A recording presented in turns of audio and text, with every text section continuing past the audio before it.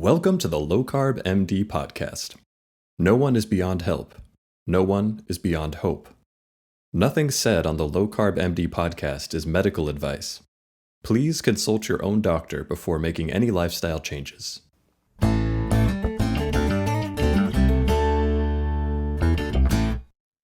Hello and welcome back to the Low Carb MD podcast. We're reunited, Tro, and we got a great guest. My God, I love this guest. I love him. I watch him on TikTok. I watch him on YouTube, getting my vitamin G every time I see him. So happy to have Ben Azadi join us again. Excited about his new book, Metabolic Freedom. Very excited. So happy to have you here, Ben. Well, you all may know him from Keto Kamp and previous visits here. So, Ben, welcome, man. Yeah, thank you guys. I love you right back, both of you. It's been an honor to be in the trenches with both of you, and it's cool to be back. I know I was on the show a couple years ago, and it's cool to be back. And I know that we just recorded on your podcast, Brian. So it's round 2 this week, and let's do it. I'm excited awesome, about this. Man. Yeah, your book is great, Metabolic Freedom. Bro, we talk about this a lot, being free of like food cravings and stress and all these kind of things and how important it is. And Ben and I just had a great discussion about the effects of stress and sleep and all these other factors that we may not discuss a lot about. How do we make ourselves metabolically healthier? Yeah, I mean, look, I think this is one of the most important topics. I think cravings, food addiction, hunger, all of these things are things that we need to create communities around, build resources around, build research on.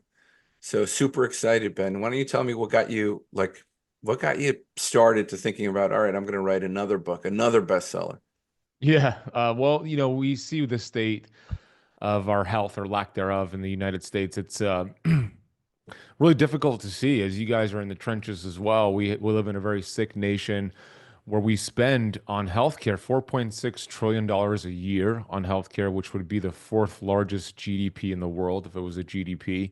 And what's interesting about the healthcare spend is that 1 out of every $4 is spent on diabetes, which is primarily type 2, which we know is a lifestyle condition. A lot of these diseases and symptoms, they're all lifestyle related, yet they're treated with medications. And we all know there's a time and place for medication and conventional medicine, but it's not really getting to the cause of why that person has the symptom. And sometimes, most of the time, the cause is far removed from the effect, which is the symptom or the diagnosis. And there were three studies that I looked at that really convinced me to write a book on the metabolism. And the book, which I have here, Metabolic Freedom, it's written for the masses. It's really written for those who are following a standard American diet. They're overwhelmed by the amount of information out there. How do they go from being metabolically handcuffed in a metabolic prison, relying on sugar and food just to have some short-term energy, to this metabolic freedom concept? And it kind of guides them through, all right, here's why we have metabolic disease and dysfunction, the top main causes that contribute to metabolic disease. And then here's the solution to reversing these trends. And then it's all put together in a 30-day plan. But the 3 studies that I looked at that really inspired me to write the book was 2016 Mayo Clinic study looking at how many Americans live an active, healthy lifestyle. And they categorized it by 4 different criterias. They don't smoke cigarettes, which is the first one.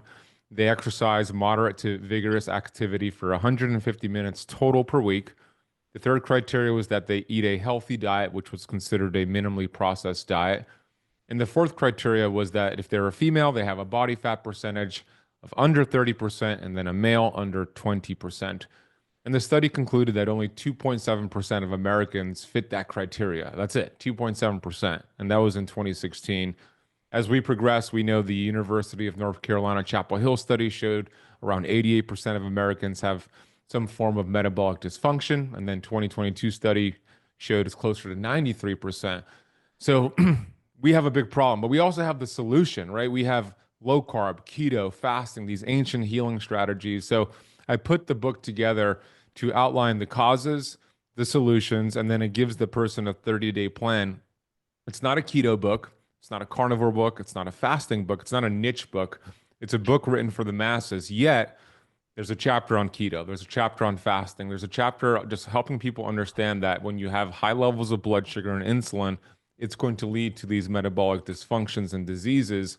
So it's a great book to buy for somebody who you want to get into this low carb space, carnivore fasting space, but they have so much resistance. And it's also a good book to just understand how your metabolism works.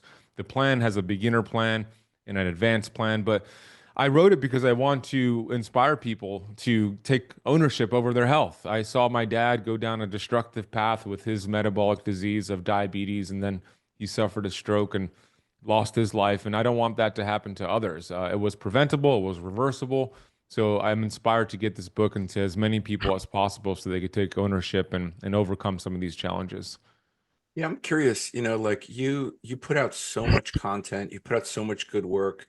What would you say, was the driving force that got you started? And what's what do you get up and tell yourself today? I mean, you're doing a lot. You're doing a lot of work on a lot of different fronts, presenting, talking, books, the Keto Kamp. I just what's powering you? My calendar. I live by my calendar, but that's intentional because I make sure that what goes on my calendar is what's important to me, and then I just follow what's on there. For me, blank space on the calendar is the devil's playground.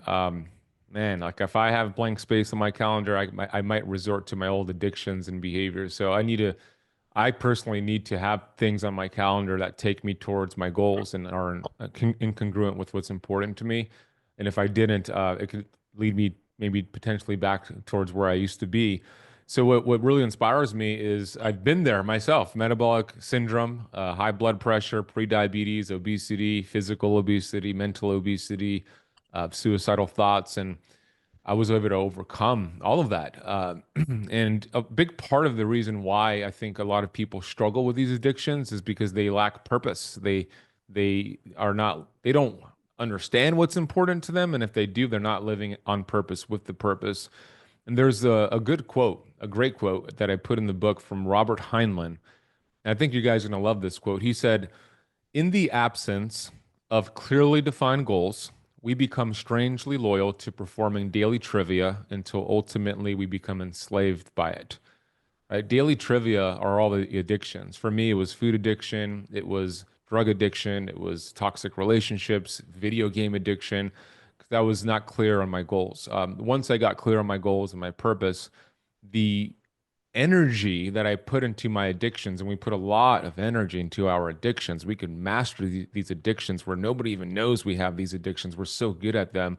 The energy we put into that now is transformed into a superpower because we transfer that energy. At least I did. I transfer that energy into something great where now I know what's important to me.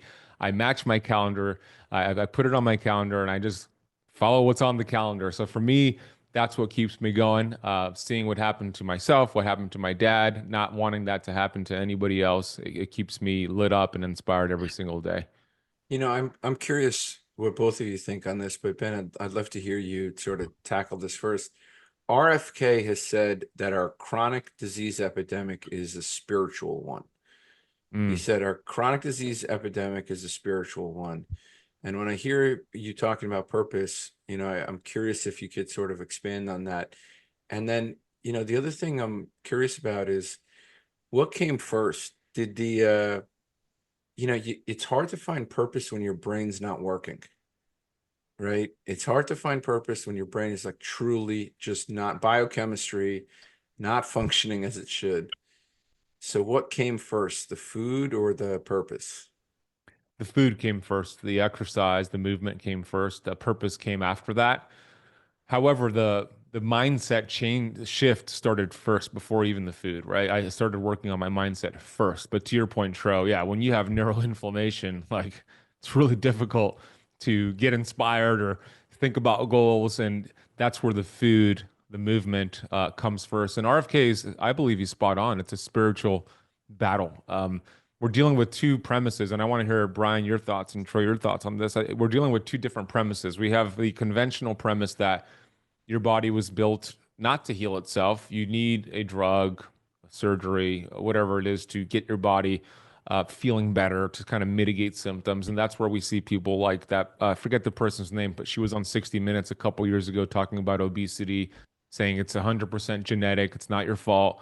You know, we have these solutions like Ozempic or bypass, or excuse me, of different surgeries, gastric sleeve surgeries to deal with obesity, and it's not your fault, right? But that's creating a Fatima victim. Cody Stanford, that was her name. She's on Yep. the USDA guidelines. So What's her name? Dr. Fatima or Fatima There we Cody go. Stanford was her name, who said that obesity is a drug deficiency on 60 Minutes, and she is on our USDA guidelines. Not to mention she's taking money from pharmaceutical companies. Yeah, well, that's not a surprise, right? That is a spiritual battle because it incentivizes people to have a victim mindset, not take ownership and responsibility. If that was true, how is it that in the 1930s, the obesity rates in the US was 1 to 2%? Now Harvard is saying it's going to be close to 50% by 2030, right? It's a spiritual battle. We have the premise that the body's built to heal itself. So I want to hear your thoughts. I think RFK is spot on, but what are your thoughts, guys? Yeah, I think when you're at peace, you don't need this. Tro and I have talked about this over the years, and so if what you're talking about, metabolic freedom gives you peace from craving food all the time, or whatever it is. We talked about pornography, drugs, alcohol. So we've had guest after guest on saying, "Look, I just lost my desire for those things anymore. I'm enjoying healthier things." And like Jason Fung and I have talked about, say if you're getting in the middle of a massage, you don't stop eating a cookie. If you're doing something you love doing and you have a passion for it, you don't stop and say, I need to eat something right now. You enjoy your passion. And so many people don't have a passion. On this podcast, so many of our guests have said it was a spiritual awakening from them. They said, God told me, stop eating this and start doing this. And then all of a sudden they lose 100 and something pounds. And so, but people would say, we don't want to hear about that stuff. Just talk about keto diet, talk Yeah. about low carb. But that's a big, huge, like the more we're around, the more we see that when people are at peace, you don't need that cookie to calm your nerves. You don't need that drug to escape a reality. If you're enjoying your reality, someone like you is very positive, like you're counting your blessings in vitamin gratitude, vitamin G that we talk about. When you're in those states, you don't need those things anymore. Right. So it's a huge battle. And like Tro's saying, they think it's a drug deficiency. They don't say, what's the effect on the gut microbiome, for instance, of what we're eating? How does that affect our mentality and our perspective on lives? And so much of it. And I think the battle that we're all up against, myself included, is this self-doubt. You're like, okay, I blew it so many times. Like, I'm just going to blow it again. How do I know it? Like, and you and I talked about on the podcast on Life's Best Medicine, talking about,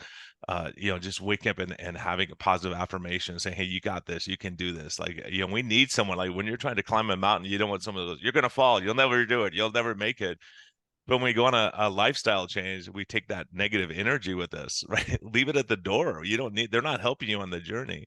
So I think of this whole thing, and we're in a majorly stressed environment, depressed environment, anxious environment. And the more we can, get our brain right. Like you're saying, when your brain's inflamed, if you're drunk, it's hard to go into rehab. You got to sober up to say, okay, I'm ready to fight this battle. Sorry, Tro, for the long answer. You go, man. What's your take on it? No. I you guys are like giving me so much insight. I think it's, the problem, like let's say you lack that purpose that Ben was talking about, and you lack that sort of gratitude. Let's say you lack that, you don't have that, right? So what are the things blocking you? I haven't met somebody who said, well, I don't want to live a purpose-driven life. I haven't met somebody who said, well, I want to keep eating and hate myself.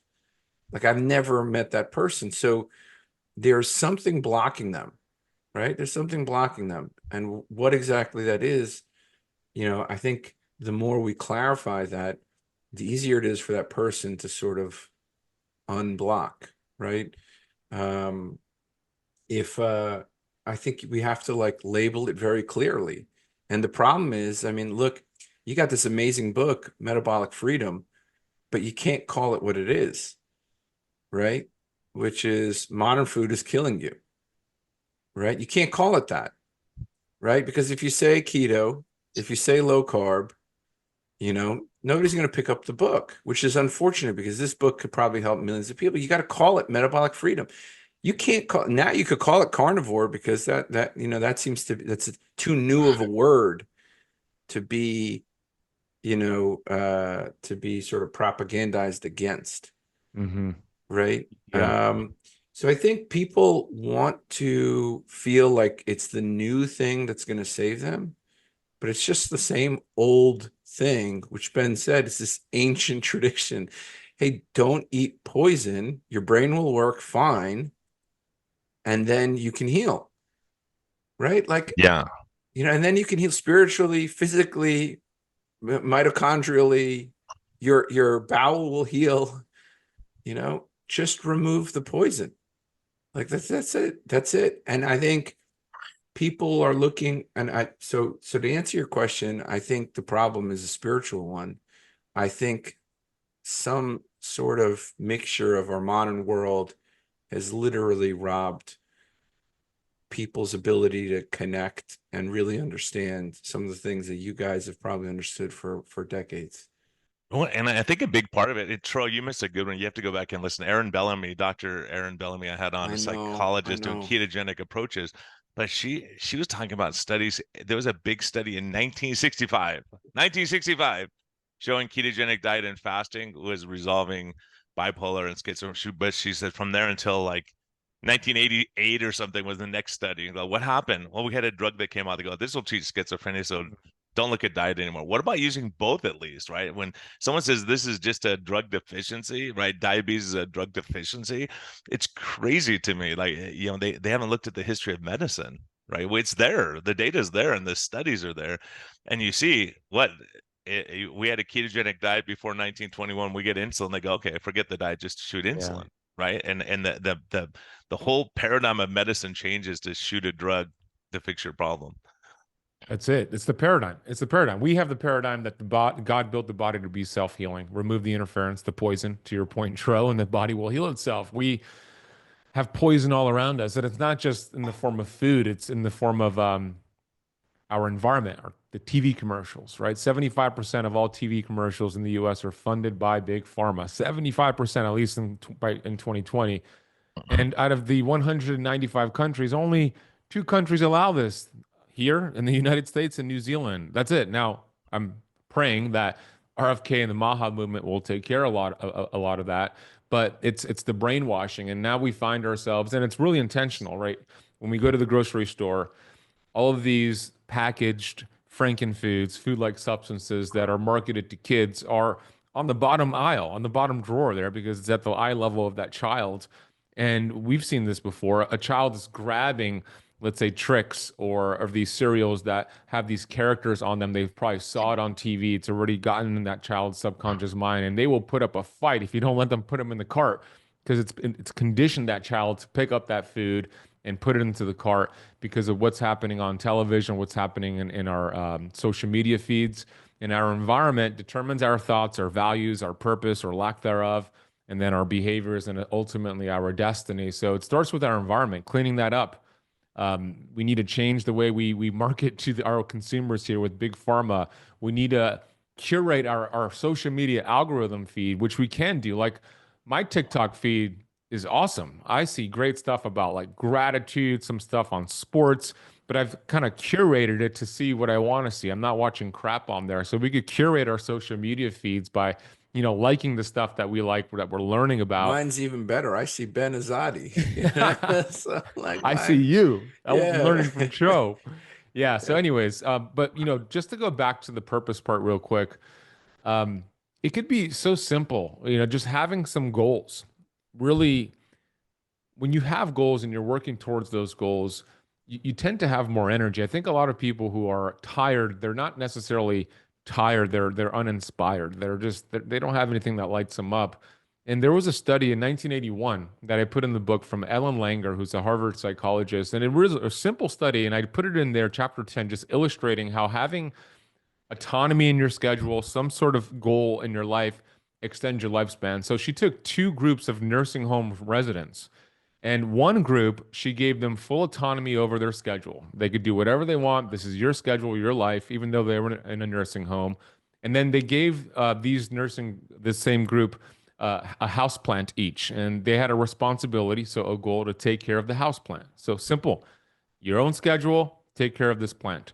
The other group had no autonomy over their schedule, and they were given the house plant, but they didn't have the responsibility of taking care of it. Somebody else did.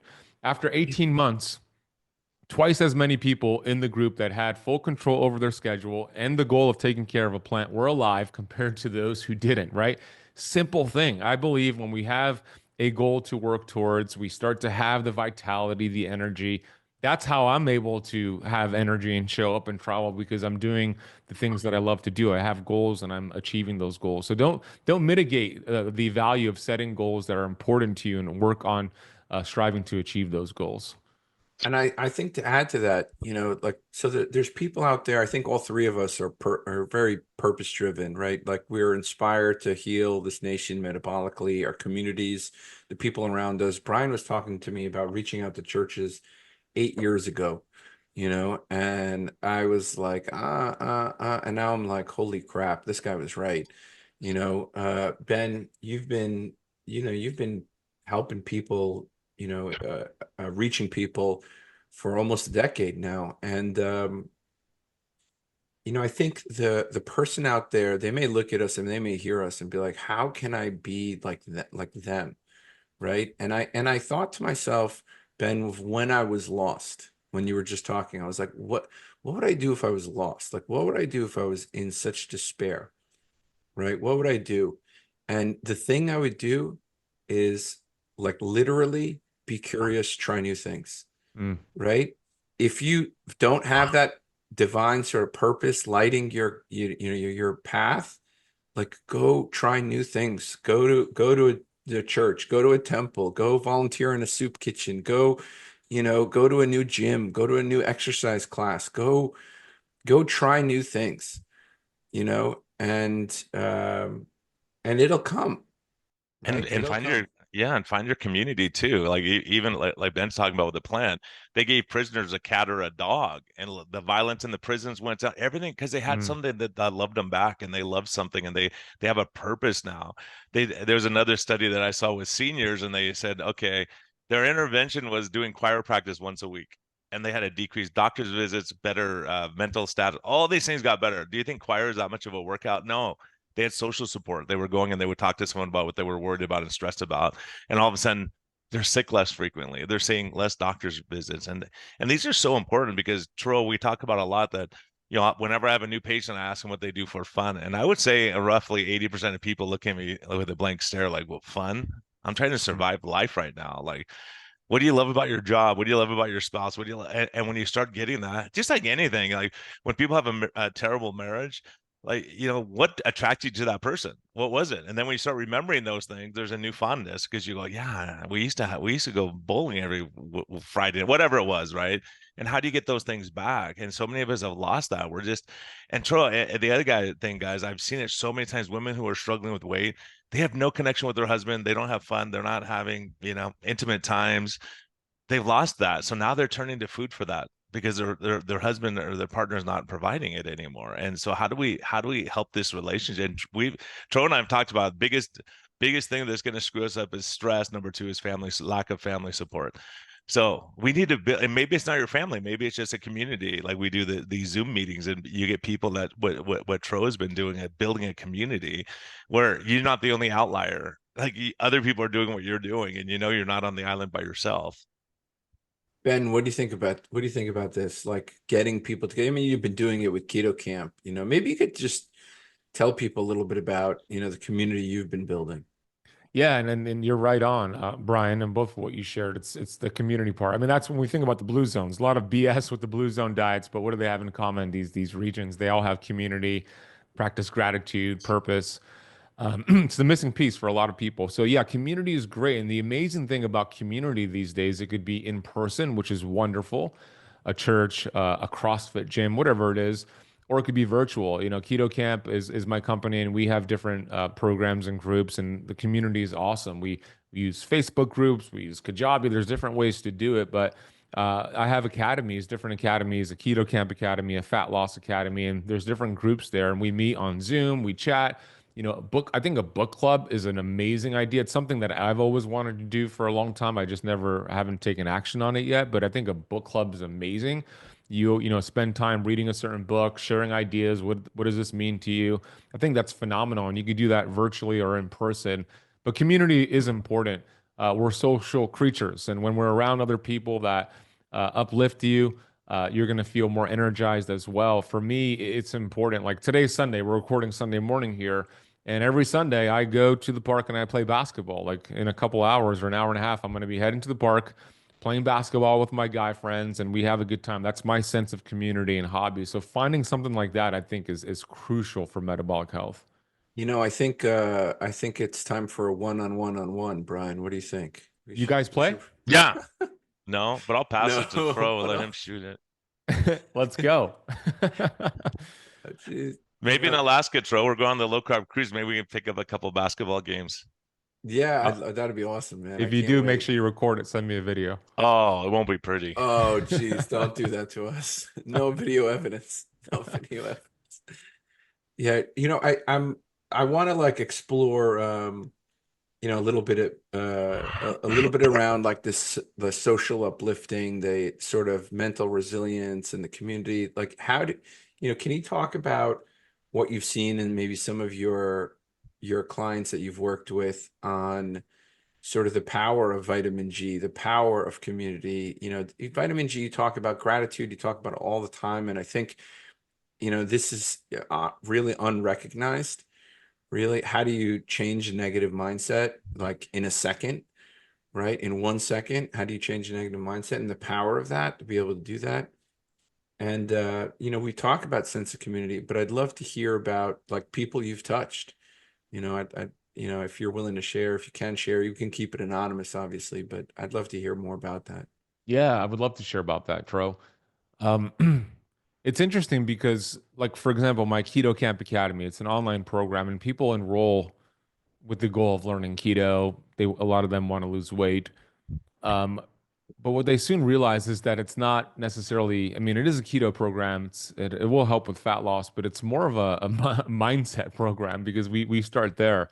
So we get into like the conscious mind, the subconscious mind. We get into gratitude. I teach them how important it is to feel gratitude, not use it as a intellectual practice, but actually an emotional practice, and all the amazing benefits that come with being grateful, which of course we reference as vitamin G. And if you're more of a left brain person listening or watching, analytical, give me the science. Well, the science is out there. I mean, the science, UC Davis has a couple studies showing those who take vitamin G, practice gratitude, have healthier A1C levels, healthier blood pressure levels.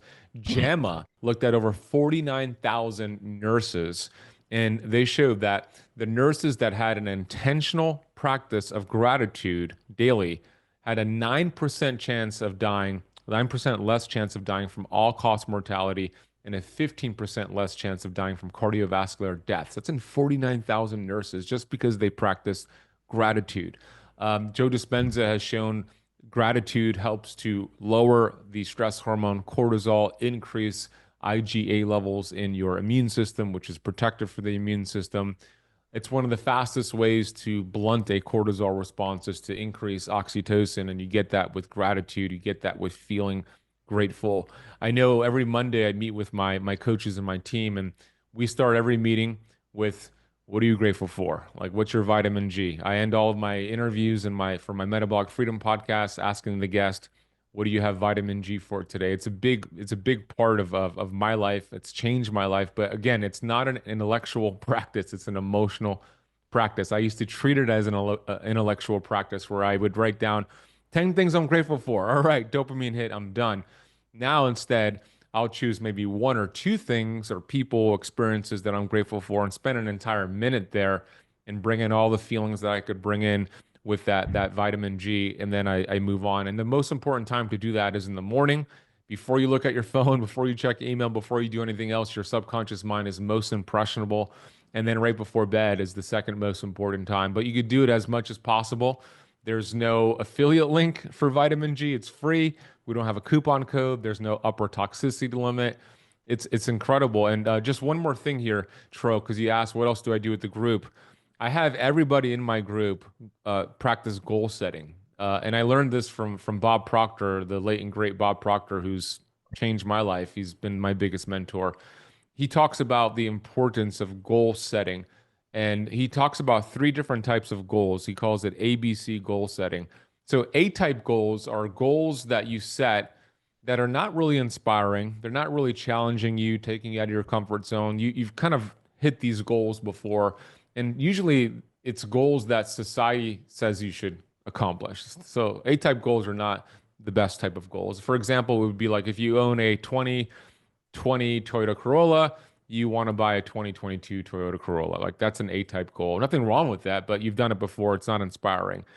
A B-type goal would be something. I'm a RAV4 guy. I just want to You're a make that RAV4 clear. guy. Hey, Toyota's RAV4 great. guy. I used to Yeah. have a Scion for years. It's great. Great car. That was my wife's first car. She A she RAV4 loved was your it. wife's first car? No, the Scion, Oh, the that Scion. Was it an yeah. FRS?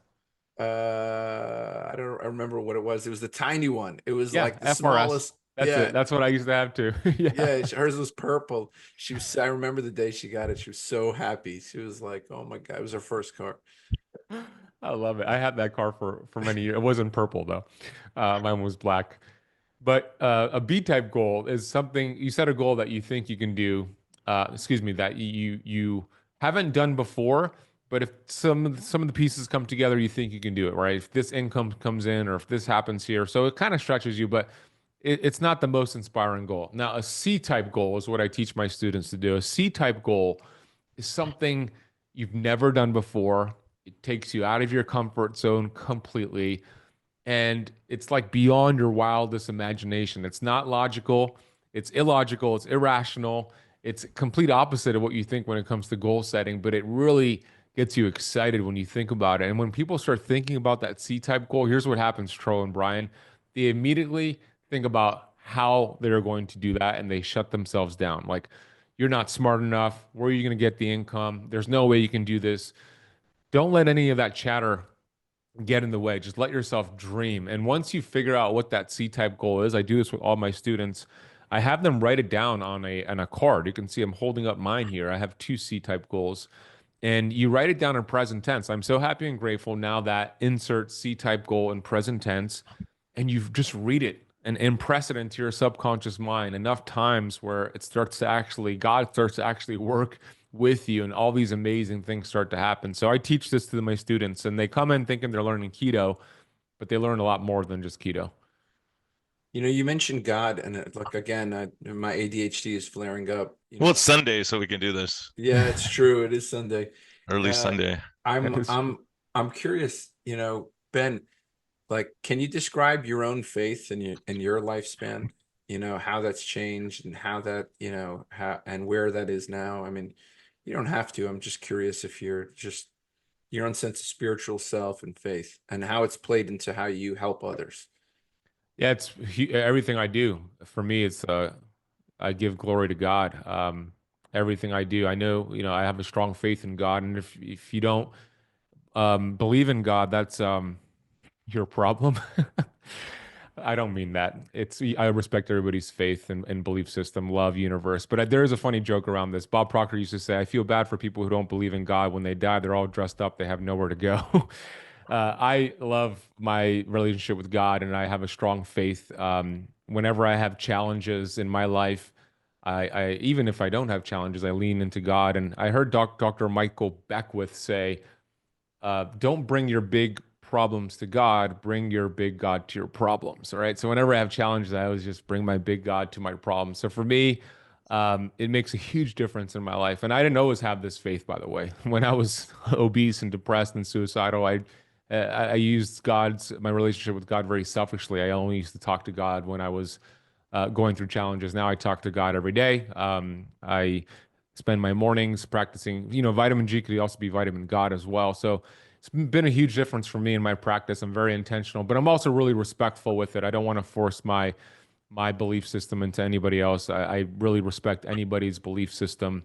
I made a couple of jokes there, but if you believe in the universe, Mother Nature, whatever it is, I think having some sort of purpose or some sort of higher power connection is going to be important for your health journey. I've I think my own faith has changed. You know, I don't know if it's the food, whether it's, the people I've surrounded myself, but over the years, as I've healed, I think my faith has gotten stronger. And I can't explain it. There's no rational, I've quote unquote gotten more intellectual. I've studied more science. I've studied more, I've read more textbooks. And the further and further I go into science, the stronger and stronger my faith gets.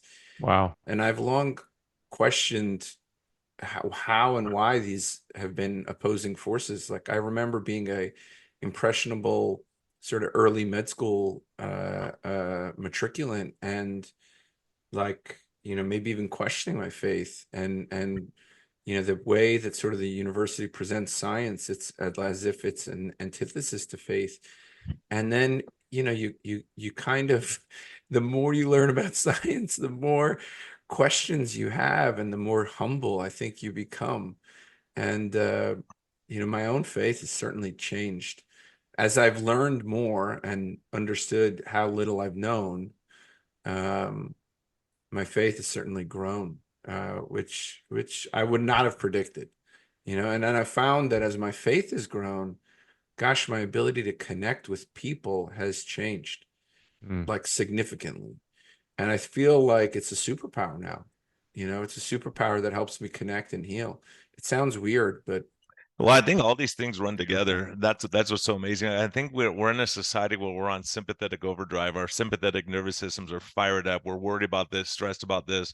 What if I get shot? What if this, my kid overdoses on drugs and all these things? And sometimes you go, okay, God, it's in your hands. I can't worry about it anymore. I'm just going to take these burdens off and give them to you. Otherwise, you carry these burdens with you all the time, and you're sympathetic. And so, being grateful, meditation, yoga, whatever your method is to get there, find your peace wherever it's at. If it's putting together puzzles, okay, but I think with faith, the more you overcome stuff, like for all of us, that first time you climb that mountain, it's you're thinking, I don't know if I can make it. It's gonna be too hard. Once you do it a couple of times, you go, okay, I've done this before, right? Or I've been through harder things in life, and so this is nothing compared to what happened in 10 years ago. Like all of us, Troy, going through med school, you're like, if I fail this test, my whole career's over, everything's done. And there's that stress. And then you pass the test, you get an A on it. And then like the next one comes and the next one comes. But I think there's so much to that. I think, like you're saying, this does come back to a spiritual foundation of, when you're at peace, faith, these kind of things. You don't need those other things. You don't need the drugs necessarily. If your life's going great, and part of the problem is when life's going great for people, they don't look to God, they don't look to faith because everything's so good. When things go wrong and all of a sudden there's when 9/11 happened, all the churches were packed because everyone said, I need my purpose. I don't know what it could have been me in that building, right? And you start realizing your humanity and that we're fragile. Like it could be any second. People go, well, it's not the end of the world. Well, for a lot of people, it's gonna be the end of the world today. Today's their last day, they're gonna take their last breath, right? Yeah. For whatever reason, right? You get hit by a car, there's some weird accident. We were supposed to go to Flagstaff and it was like, oh, bad, so I canceled. There's a huge accident on that freeway. I was like, okay, maybe who knows where you'd be today if you were on that road or whatever. We've all been through things like that, and you go, okay. And I think being thankful too, this gratitude, thankful to God or thankful to people around you. You could be thankful for you do a great job of talking about your mentors and how they've impacted your life and made it better. You're not talking about the people who try to bring you down your whole life because you have to get past that gravitational force, right? Where those monkeys pulling each other down so they can't get out of the hole they're in. Mm-hmm. Yeah, I still feel like that. I still feel like I'm in that the hole with the monkeys. Yeah, I still feel like, in fact, you mentioned, like, I don't think I've gotten out of that sympathetic drive, Brian. I feel like, well, you're in New York, man. What are you gonna do? You guys live that way. It's crazy, but I feel like that's a bit of a superpower. Like this, like, I don't know. I know what you mean, though. I'm able to turn it off. But like when I see Dr. Fatima get on 60 Minutes, man, I'm like pulling up my trousers, I'm rolling up my sleeves, I'm ready to go. Like, we got a lot of work to do. you know? So I don't know, a bit of that monkey crawling, or I don't know, whatever you want to call Well, it. it's hard, you know. It's just like you've been in that. Like the higher you go, the more you're successful. There's going to be people attacking you and attacking you. You know, it's just the way it is. You know, it's incredible. I've always thought that where someone goes on Twitter or X now and they lost 100 pounds. Someone go, oh my gosh, look at that loose skin. That's disgusting. Look at, and they look at all the negative and you go, they must go through their entire life and not say, wow, I'm happy for you. You're doing great. Congratulations. But it might be because they have their own struggles that they're not accomplishing, and you see someone else accomplishing things and they want to tear you down. And you see that in, and this whole mindset. I was just watching F1, that where the Formula One racers are going. This one guy's in first place. His big competitor is in 19th place. Like there's 20 guys in the race. The guy's in 19th. And the whole time he's asking his guys, where's he at? Where's he at? Where's he at? Like Wow.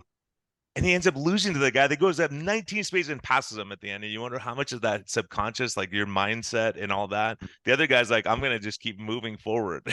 And he's like, where is he at? I'm worried he's going to catch me, instead of racing your race. And so many of us are just so worried about what everyone else is doing, that they have a nicer car or bigger house or whatever it is. Just worry about yourself and find your peace and find your gratitude. That's a huge, huge point. And that's what I love about you, Ben, talking about this stuff all the time. Yeah, that's interesting. The F1, yeah, you got to put the blinders on, like the race horses. I know for me, when I'm on social media too much, I could feel like that. I start to like compare myself to other people, and when I spend too much time consuming social media versus creating on social media, I don't feel great. So I need to be protective personally with my social media and make sure I, look at the things I want to look at and not get sucked into that time warp of like being on a TikTok for 2 hours and where did my life just go in the last 2 hours? But our thoughts really have a huge impact on our health, our vitality, or disease. And I'd love to get into chapter 10 of the book is my favorite chapter. If you buy the book and you don't read books and you just buy the books to have them, I've done that before. At least read chapter 10 or listen to chapter 10. It's my favorite part. I'd love to get into a couple of the principles in chapter 10 if you guys don't mind. Let's go. Okay, I think you're going to love this. Chapter 10 is all about how your thoughts influence your health or disease, you choose. And it gets into the placebo effect, it gets into the no-cebo effect, it gets into something called paradigms. But I illustrate how powerful your thoughts are. And if you direct those thoughts towards healing, towards abundance, towards health, you start to manifest, or it starts to happen for you. But if you direct it towards disease, you start to manifest disease. So we've all heard of the placebo effect. You guys sure have. I mean, there's a whole bunch of studies comparing to the placebo. But in the book, I shared the origin of the placebo effect. And it was during World War II. There was an anesthesiologist named Dr. Henry Beecher.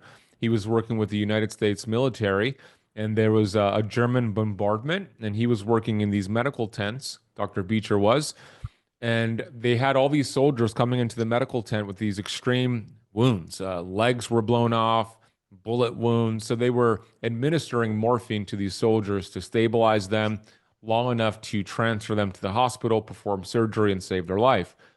Well, what ended up happening one of these days during this bombardment is that they ran out of morphine. And the nurse on staff panicked. She didn't know what to do. What are we going to do? We have all these soldiers in pain. They're about to die. No more morphine. So she simply just grabbed saline solution, salt water, put it in the needle, told Dr. Beecher, I'm giving you more morphine. So he had the belief he had morphine. He would tell the soldier, I'm giving you morphine. You're going to feel better in a matter of seconds. And he would administer the salt water. They were thinking they were getting morphine, and many of them survived from salt water. So when the war ended, Harvard studied what happened here. And that's where the origination of the placebo effect started. And now we have all these studies comparing to a placebo effect. So that's how your mind could work for you. But then there's the nocebo effect. And I share a story in the book from the 1960s. It was in the newspaper, and Bob Proctor shared this story. And it illustrates how powerful your mind is to work against you. And this is what a lot of people do with their thoughts. They use it to work against you. So it's about a guy who worked on a train station. This is a crazy story. He worked inside of a refrigerator cart on a train. And one night he was working late, didn't realize how late it was. And all of his coworkers had left for the night. So he realized, oh, shoot, it's past 10 p.m. I need to clock out. And he went to go exit that refrigerator cart, but the door was locked. They had locked him in. They didn't know he was still in there. And he's banging. He's trying to break the lock on that door, but he was stuck. And he knew nobody was going to come around for several hours, and it was cold. He was inside a refrigerator cart. So he decided to write on the wall and kind of document his journey throughout the night. Around midnight, he wrote on the wall, "I'm freezing. I'm stuck. Nobody's going to be here for hours. I don't know what to do." At 1 a.m., he wrote the words, "I keep shivering, can't keep myself warm." 2 a.m., "I keep looking at the temperature apparatus. It keeps dropping. I'm going to freeze to death." All right, 7 a.m. rolls around. His coworkers clock in. They open up that refrigerator cart, and the guy, he died, hypothermia. He froze to death. But here's the interesting thing about the story. The temperature apparatus that this guy was looking at had been malfunctioning for days, and the temperature never dropped below 55 degrees Fahrenheit. His thoughts literally created death. And if our thoughts can do that, do you think your thoughts could heal the body as well? The answer is yes, it can. We have 60,000 thoughts a day, and those thoughts are frequencies. Dr. Bruce Lipton has proven this in his book, Biology of Belief. They're frequencies that communicate with your DNA, meaning if it's a hateful thought, an angry thought, a bitter thought, a resentful thought, the frequency sent to your DNA signals inflammatory proteins, which shortens your telomeres and damages your DNA and essentially shortens your lifespan. But if it's a loving thought, a grateful thought, a healthy thought, a happy thought, same signal is sent, but now it's anti-inflammatory proteins protecting your DNA, lengthening your telomeres with a single thought. So I think this, if we have 60,000 thoughts a day, which we do, that means we have 60,000 opportunities to put the body in a healing, anti-inflammatory state every single day. And I think that's the greatest health biohack, whatever you want to call it, that we could learn and apply. Yeah, those are so huge. As a matter of fact, my dad always talked about this story. He was in a psychology class in college, and this one guy was always like 10 minutes late for class. He was always there, but 10 minutes late, always. So the professor said, "You know what, tomorrow when you guys see Tom in the hallway, just say, 'Are you okay? You look terrible. Are you okay? You look sick,' And so everyone did that to him the next day. The guy went home sick, throwing up. Like he was fine, gave him this fine. But it's just that meant all that, God, I must be sick if everyone thinks I'm sick, and so many of us surround us by those people saying we're sick all the time, that you want to have these positive, uplifting, interactions. And it's amazing in life. And especially, like you said, this metabolic freedom, if you're in a chronically fatigued state, or your sugar and insulin are doing this all day long, you get hypoglycemic, hyperglycemic, stressed out. And it's a hard way to live your life. When people balance out, they feel this freedom. Tro and I have talked about that, this metabolic freedom, when they say, "I'm not hostage to cookies." Like, okay, I could walk past it and not have it. Before, it's like it would be an unbelievable thing. And then congratulate yourself when you do those good things, And that's the one thing too we find is we'll see a patient and follow up and say, "How was your week?" "Oh, I did terrible this week." "What happened?" "I had cookies on Wednesday." "What about Monday, Tuesday, Thursday, Friday, Saturday?" Every other day they did great. You had one mess up. Okay, it wasn't a terrible week, And so many of us have this negative mindset, especially when you're in a job you don't love, and marriage is struggling and all those things. And this positive thing.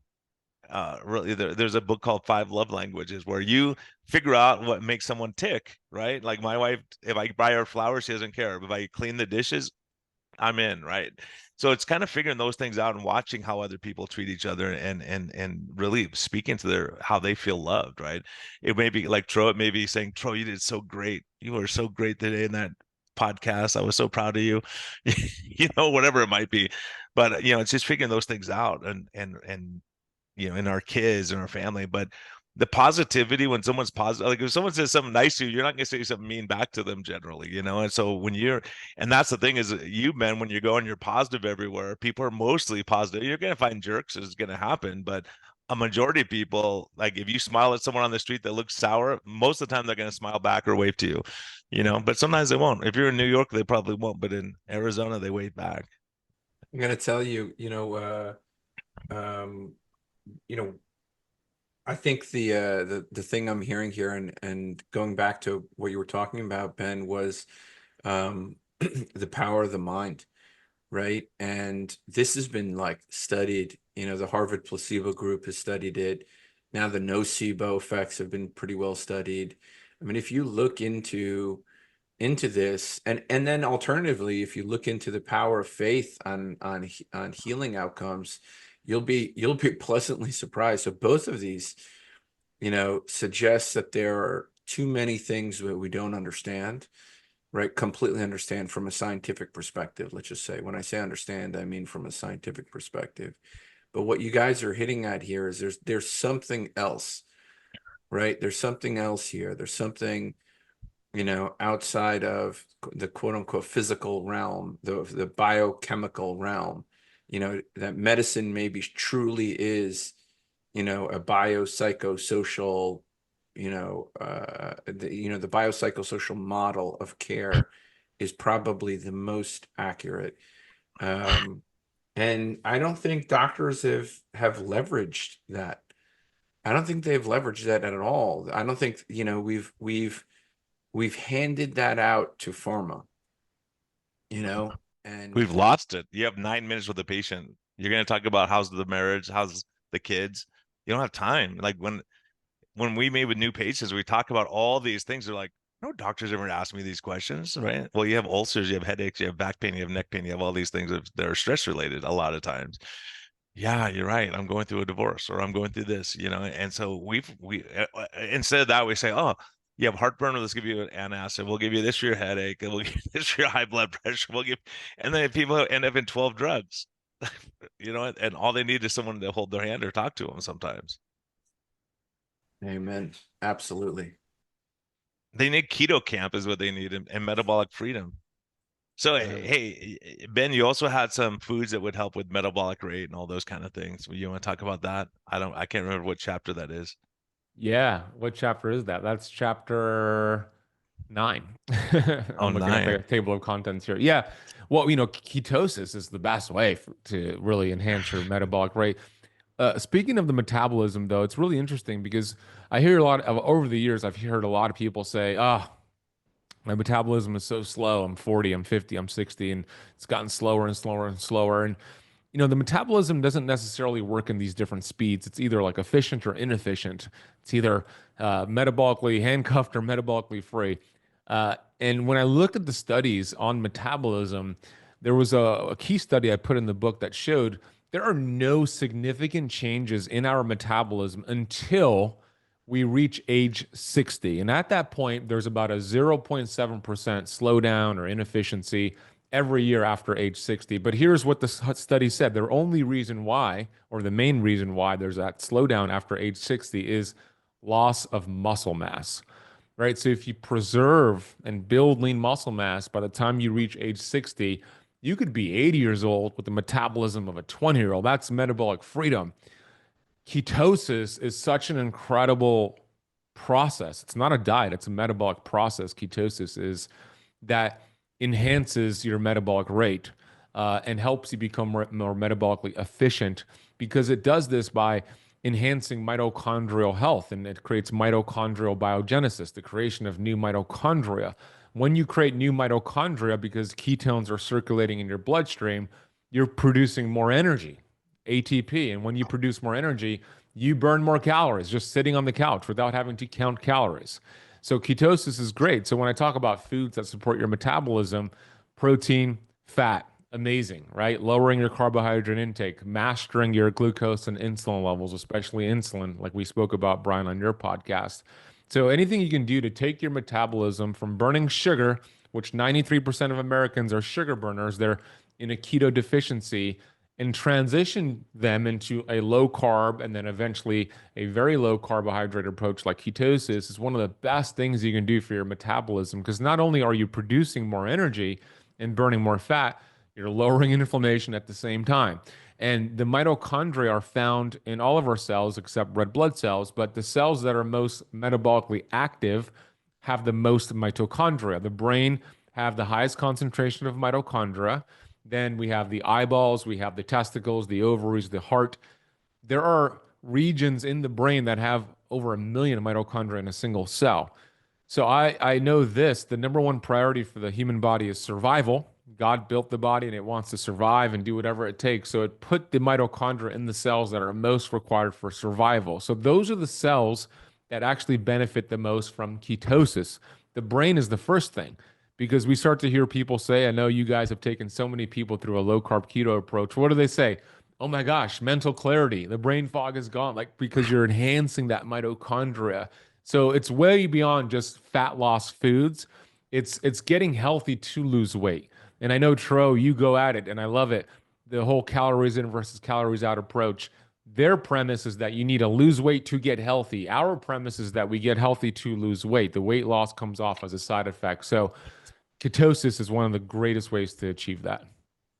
Yeah, I think look, all I can say is I think, you're absolutely right. I think the modern approach to medicine had it completely wrong, right? And has it completely wrong. And we're stuck in this sort of way of thinking that may have been appropriate, 100 years ago. Like if you go back 100 years and everybody was in ketosis and some people gained weight and some people didn't, you'd say, okay, well, maybe it's the amount you're eating that's the problem, one versus the other. But now we're in a nightmare of a food environment where there's so many plausible errors, all the way from microbiome to viral etiologies to the big elephant in the room, not to use an inappropriate metaphor here, but the elephant in the room is the modern food industry and the fact that doctors are impotent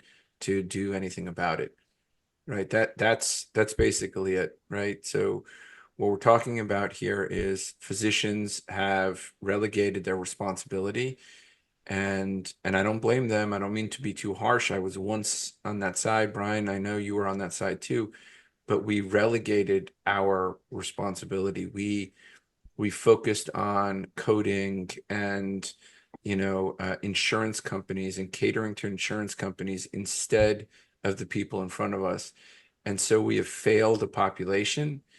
And what got taken out of medicine, it's funny. My father-in-law, just a quick story. My father-in-law always explains, this doctor that he would see sort of growing up, and the healing came from the fact that he smiled when he saw you, and he shook your hand, and he greeted the person that you came with, and he sat down and asked you how you were and how your family was, right? That was the healing.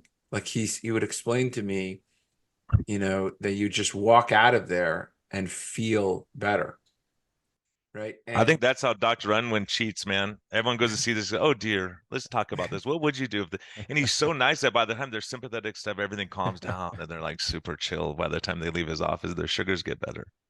right. So let's look at this, right? The problem here, and you've devoted a chapter to the foods that will help. This is attacking the beast. This is attacking the beast, which is our modern food industry, right?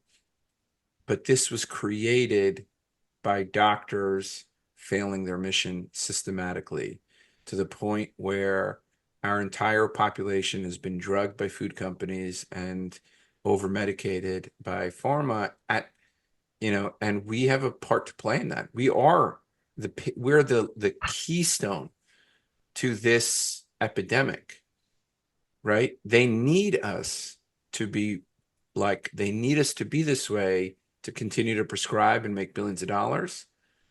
The hospitals need us to not figure out how to get people healthy, to get people in the hot sick and keep that machine going. They need physician ignorance and impotence, right? And they're expanding that to NPs and PAs so they can all join together in this disaster that we've created. And the only way out is literally what Brian and I are doing, right? And certainly what you're doing. Obviously we're going to need an army of coaches, right? And people who see the vision like you do. You don't need to be. I'm not playing to credentialism here, but we need to come back and understand who the enemy is in the room, The enemy is pharma. The enemy is hospital systems and insurers. They are not going to win when the population is healthy. They're going to lose when the What's when population is healthy. And it's when the so, population is educated, right? When you start realizing I don't need Lucky Charms to be happy. I don't need all these things. I don't need to have a Ferrari, whatever it is. So I think a bit that's so true, Tro. And I think we're in this cycle, like we're talking about this sympathetic nervous system, stress and tension and all this stuff. When you're stressed and not, and I talk to residents all the time in medicine, they go, oh my gosh, I eat just so much terrible food and I'm exhausted all the time. And when they're tired, you make bad food choices.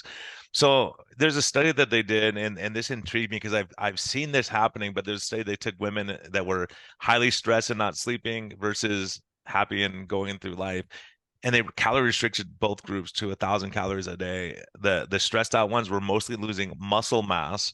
The ones who were at peace were mostly losing fat mass, with the same everything else being the same diet, the same food. And you go, inner cities, high stress, gang violence, all these other things, being in a constant stress, sympathetic state is not good for it, because your body's saying, let's conserve energy because you're going to need that down the road, right? So if we can find our peace, what we're all talking about, is it the chicken or the egg? Is that we're eating terrible food because we're stressed, intense, and worried all the time, and we need that Lucky Charms to feel better? Like during COVID, Tro, everyone saw each other as vectors, and they, everyone was a threat to you, and you're stressed all the time. And you think you're gonna die if you get this thing and all that. Like, one of your good friends, Yoni, remember he had like this whole post about having like 6 respirators and all this stuff through his house and air purifier. Like, oh my gosh, that's a Wow. hard way to live life. I mean, that's stress. And when you look at the data, you go, okay, that's enough. But how much do you shorten your life by being stressed all the time? Or if we're counting everything we do and like worry about every heavy metal, and there's certain things that are out of our control. So sometimes just being at peace and saying, let me take a breath and do the best I can. I'm not going to be perfect, and not worry about if you're not perfect. Right.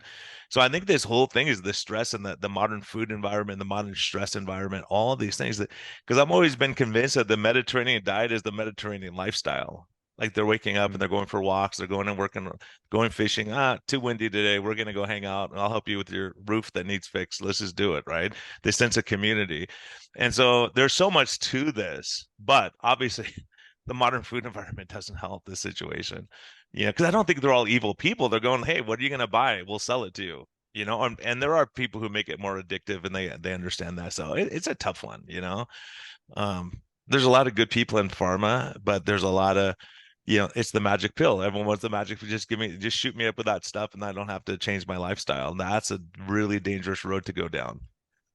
I think, yeah, I'm gonna chime in here, real quick, because I was at a sort of meeting of the minds, and how do we actually, like, it was a Manhattan Project style meeting where we're, brainstorming about how do we impact the biggest amount of change in the least amount of time to support, this initiative to truly make metabolic health great. And, I one of the key points I made at this meeting, and I think we're covering it here a little bit, is we have to understand, where the allies are and where the enemies are, right? And on a spiritual level, on a corporate level, on a governmental level, right? We really, truly need to understand these. And if you don't understand them, it's very hard, right? It's like goal setting, which Ben, you talked about before, right? Like if you have a goal, then you're going to start to analyze that goal and how you're going to get to this goal. And if the goal is make America or a patient in front of you healthy, or a client that's in Keto Kamp healthy, or somebody reading that book, Metabolic Freedom, right? And how to get them healthy. If that's the goal, right, then we need to understand every single barrier. And right now, the barriers in our current system are so great. You mentioned the 4th largest GDP. That's insurance companies. That's pharma. That's hospital systems. Right. And that's a ignorant and unavailable, spiritually unavailable healthcare force. Right. That's what we're talking about. Right. And you can throw in medical device company. That is the GDP, the 4th largest GDP. Insurance companies, hospital systems, drug companies, and an asleep at the wheel healthcare workforce. And so if you're thinking about goal setting and how to do this at a societal level, it's wake up every doctor. Wake up every doctor possible, get them to read Metabolic Freedom, get them to read, join the Society of Metabolic Health Practitioners, decentralize, do what Brian did, right? And and start measuring outcomes, right? We should make Metabolic Freedom required reading. That's what we should do, right? For every med school student, they have to understand. And then what you guys are all talking about is the person level, the person who's like lost and suffering, right? And this is what we've talked about and what they need. And they have to understand their role. But if you don't know that enemy, like you need to know that enemy, because without that, it's like you're fighting something, that you don't understand. Gosh, I'm Well said. inspired by both of you. I am so inspired by both of you. You guys power me up. This is the best way to start Sunday. Let's go. It is. I'm Ben, going to go on the basketball court all inspired now. I love it. yeah. Yeah, I'm going for a hike in the snow. I got stuff going. Wow. I'm That's missing awesome. my vitamin. I'm only getting vitamin G from my wife. My two dogs I had to leave in San Diego, so it was a rough week. I Ah, miss those little knuckleheads, sure you do. going on hikes and doing all that stuff. But I'm speaking at a conference in Phoenix this weekend, so they weren't welcome there. So I had to leave them in San Diego with my daughter. But those kind of things, just those little things, just having someone there for you that you care about, and saying, "Hey, I got to go for a walk because the dogs need to go." But I think all these things in life, like the positivity you guys bring, this is really good. Tro, you're converting, man. You're getting more positive, more, No, it's always been there. People always ask me that, Tro. What's Tro like? Is he always grumpy? I'm like, no, Tro's the nicest guy. Like, seriously, if you go with him on a cruise, he's chill. He still worries about stuff all the time. Like, you know, thinks everyone's out to get him and stuff like, Tro, they're just being nice. Don't worry. They wave to you. Let me tell you, you grew up in New York. No, but but like coming back, like, the power of vitamin G is so clear, but I can't let go. I can't let go of that sympathetic, it's my power animal, Well, it's a protection mechanism. Like you're like, hey, everyone's out to get me. I gotta like really be skeptical of everyone. And it's a good thing in a lot because a lot of people are out to be, they don't have your best interest. But this thing of discernment where you go, yeah, I wonder why this person's doing this, right? Are they doing other kindness or hard, or is there an agenda? So that's natural. I think we all kind of feel that way. You're just more vocal about it and you talk about it, right? Go, look, I don't trust this guy, and here's why. So that's good. I don't think it's a bad thing. I think it's a good thing to be, you know, There's I a need, not book just bring called everyone else yeah. into the house. there's a book called Only the Paranoid Survive. It's all about Tro. It certainly is a survival mechanism. Ben, we got to do this again. Brian, it's always a Yeah, always, pleasure. man. If you're listening to this, go buy Metabolic Freedom, get the audio book, buy the book, and And visit. wait, Jerome, Yeah. he did a C, what we call it, A, B, and C level goals. He did the audio book. He read it himself. That's like super hard. I remember talking to different, like Jason Fung goes, it was the hardest thing ever. It's like so hard to do. So everyone go listen to it too. It's nice to listen to it, read it, have it. So the more you hear it, the more some people are audible listeners and some people are visual, and sometimes you do both and it really helps. So I would do the audio book and get the regular book, because the book you're going to want for all the resources, so you could tell people, here's the study right here, and you could Yeah. tell your neighbors and friends that, when they think you're crazy. Because that's the other big thing psychologically. It's such a hard thing when people say they're low carb, keto, carnivore. All their neighbors are telling them they're going to die that Yeah. don't know anything. They haven't read anything. So here, read this book and then get back to me and tell me how I'm killing myself. Yeah, no, exactly. Thank you for that, Brian. Intro. Yeah, the book has 274 references, so it's good you could look at that at the back of the book. But I did narrate the audible, pain in the butt, really difficult, but it's done. We do have a special, like a bonus we're offering to people who order the book over at metabolicfreedombook.com. We have a free course that I'm giving away on the metabolism. It's 12 lessons I built out, and some exclusive interviews as well with Dr. Jason Fung, Megan Ramos, Gary Brecka, Cynthia Thurlow, and Dr. Daniel Pompa, All that's for free. All you have to do is go to metabolicfreedombook.com, buy it on whatever, you can see different links there, hardcover, Kindle, Audible, and then put your name, email, and order number, and you're automatically going to be sent that link for the course and the interview. So I would love for y'all to get it if this resonated with you. I'm really excited about the book. It has a 30-day plan. At the end of the book, there's some recipes in there, seed oil-free recipes, really important anti-inflammatory recipes. So it's metabolicfreedombook.com. Any basketball tips in there? Are you shooting from the outside? You're going for layups? What are you doing, Ben? I can do it all, man. Yeah, Yeah, all? man, basketball is my jam. I love it. I have a That's basketball awesome. hoop You got to right go in on my. the cruise. You got to join us on the cruise, and you got to. And you'll be on my team, and I'll pass it to Yeah, you. yeah. Whoever's Yeah. team I'm with, we're gonna win. That's for sure. Yeah, No, I'll I take love Bronson. defense and rebounding on basketball. It's my jam. You're like the Dennis Rodman. That's you. You're Well, like yeah, Dennis kind of. I'm not as like wild as he was, but yes, I do all the hustle work for sure. Just I'm minus also a couple piercing and tattoos. And Other than maybe that, dyed dude, hair, exactly. yeah, you gotta be kind of wild. But hey, Yeah. Ben, thanks again for joining us, man. It was good to have you. It's always good. We have to do this every week, Tro. It's good for us. I know.